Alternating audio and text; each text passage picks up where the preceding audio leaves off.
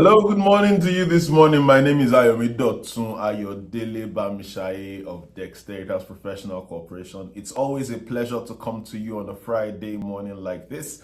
This is Finance Friday, where I talk all things enterprise and personal finance, and it has been a pleasure doing this for me. I hope you've enjoyed it as much as enjoyed watching episodes or catching up on shorts as much as I've enjoyed recording them or live streaming them, as the case may be. Like, for example, today is a live stream, last week was a recording. My joy is that you find value in this. And in the event that you have found some value, you can send me a message, send me a DM on LinkedIn or Facebook or Instagram or TikTok or which other one? Any of the platforms that you find me on, or just let me know somehow. Leave a comment so that I know that people are watching this, listening to it, and finding value in it. All of this year, we have been taking on personal finance like in a way that I have never done before. Last year, we spoke about taxes and tax planning and compliance and all of that. And this year, we started talking about building a margin in increasing your earning capacity. Last month, we spent some time talking about enterprise. And last week in particular, I shared my thoughts on investing at a different level. In particular, I spoke about why you need an investment thesis, why you need to be thinking about your investments, not just from just buying stuff, but actually from the perspective of, having a philosophy, a thesis, a way of thinking about it, right? And I'm doubling down on that. So this is the thumbnail of the recording I did last week. If you haven't watched it on YouTube yet, you can check it out there. And then this week we are going to take it a step further. You keep getting these questions. Stocks, this stock, you get a ticker, a four-letter ticker, and somebody says you should look into it. Somebody else says, oh, this particular cryptocurrency is blowing up. A neighbor comes and says, oh, he's buying a fourplex or an eightplex. And all these investing opportunities continue to come your way. The question is, what are you going to do about it? Yeah? What are you going to do about it?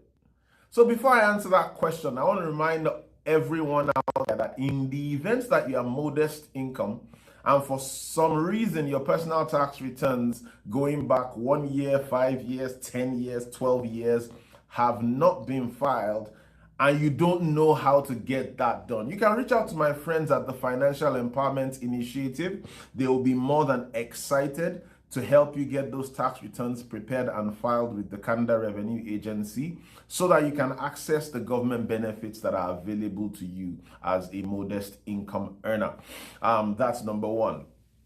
Alberta Startup Court, the organization that brings you Founders Lounge, is running through the month of from August through through to February next year, an AI growth enabled program.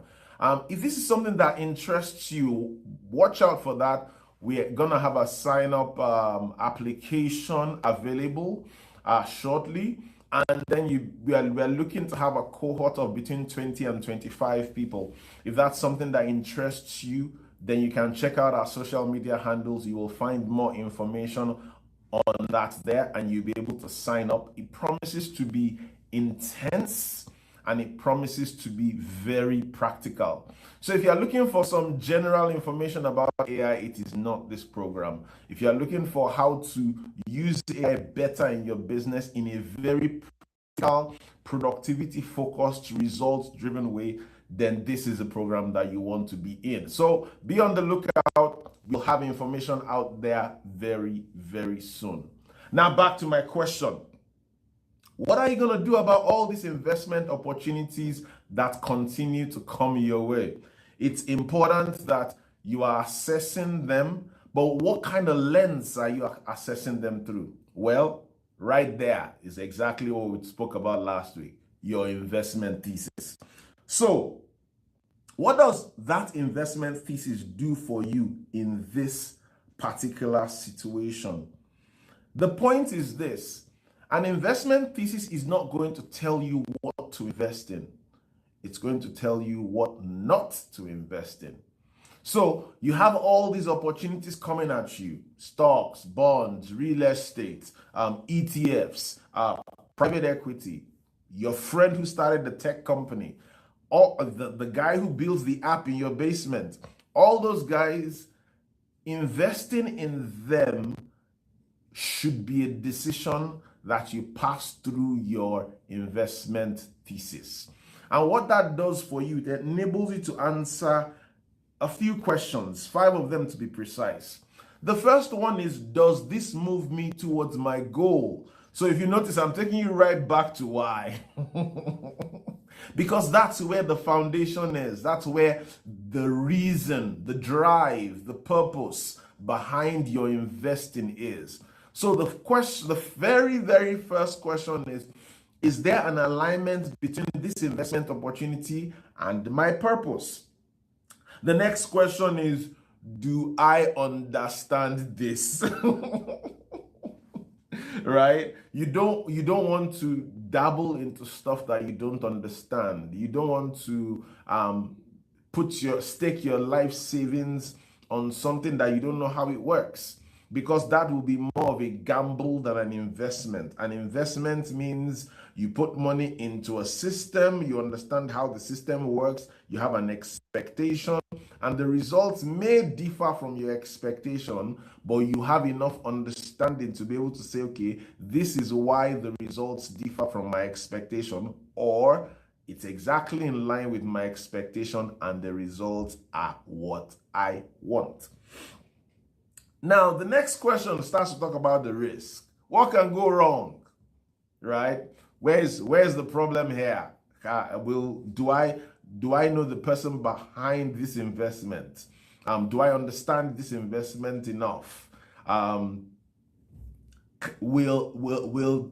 these plans reasonable, or are they probable? Are they definite? Are they certain? You start to ask, what exactly can go wrong here? Where is there a problem? What that does for you is you are able to better, how would I put it? You are able to better assess whether the investment is going to provide you a return that makes you happy, or whether you are going to be losing all that money if you make the investment. Your next question is, does it fit my overall portfolio? So if you know that in your thesis, you said, okay, I do blue chip stocks, I do private equity, I do technology, definitely. And then somebody says, hey, we are buying commodities we are shipping them to Asia to sell, and we're going to take a margin. The question you are asking yourself is, does this fit in my portfolio?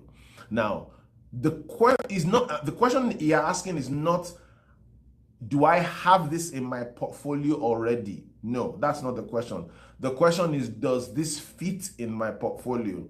Because sometimes you find opportunities that align with your thesis, they align with your purpose, the time horizon works for you, and you're like, okay, I am open to add this to my portfolio because it fills a gap in there, right? So you don't want to pass up opportunities simply because they don't look like anything you've done before. You want to assess them on their personal merit as well as your own personal interest.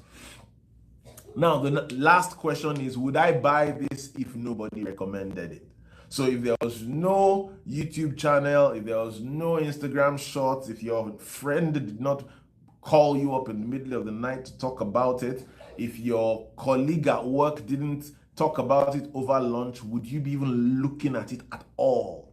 So if you look at the investment and you're like, well, the only reason I would consider putting my money here is because so and so was the one that brought it to me, then that may be an emotional choice rather than a principle-driven, thesis-driven position. So that's something you want to think about, and you make a decision based on that.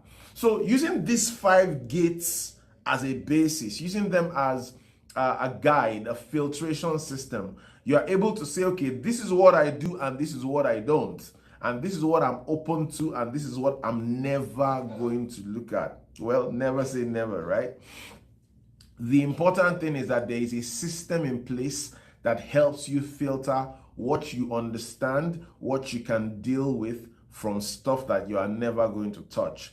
And that is one of the ways to guarantee that your portfolio will not only exist, but it will endure for the long term. So, practical situation. The typical question that people ask when they are presented with an investment opportunity is, how much money am I going to make? Well, you become the outlier. You become the different person, because you're not going to be asking how much am I going to make as your first question. You're going to ask 5 other questions first before you talk about the ROI. And what that does is it sets you free from being taken advantage of by people who have inflated ideas of potential return on investment, when in reality there's really nothing to invest in, much less justify such a return. So when you're able to answer these 5 questions, then you can sit with yourself and make an informed decision. And that decision can be invest, it can be walk away, and it can be not now. But be ready to make a definite choice of those 3 at any given time. What that does for you is it helps you to systematically and continuously build a portfolio that serves you and aligns with your purpose long term. In closing, your investment thesis is not a shopping list. No, it's a filter. It's a filter that helps you to make decisions that guide you back to why you started the portfolio in the first place. So this is my thought to you. Don't build a portfolio of investments. Build a philosophy for investing. Lean on your investment thesis. That is most likely going to guarantee you a portfolio that grows and endures in the long term. So next week, we're going to practically sit with how to review and refine your investment thesis over time.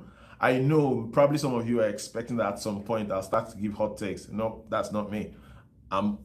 This is my space. This is my field. How to, right? So we'll take a look at how to think about that thesis, how to refine it, because as you change, as you grow and you change and you become more knowledgeable, it makes sense for your thesis to grow and change, and expand or shrink as the case may be, based on your choices and your life situation. And that's what we're going to be talking about next week.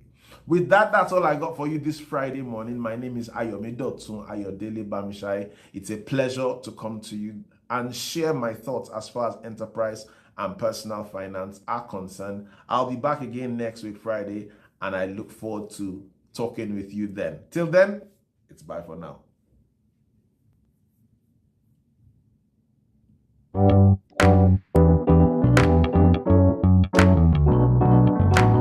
Powered by Riverside.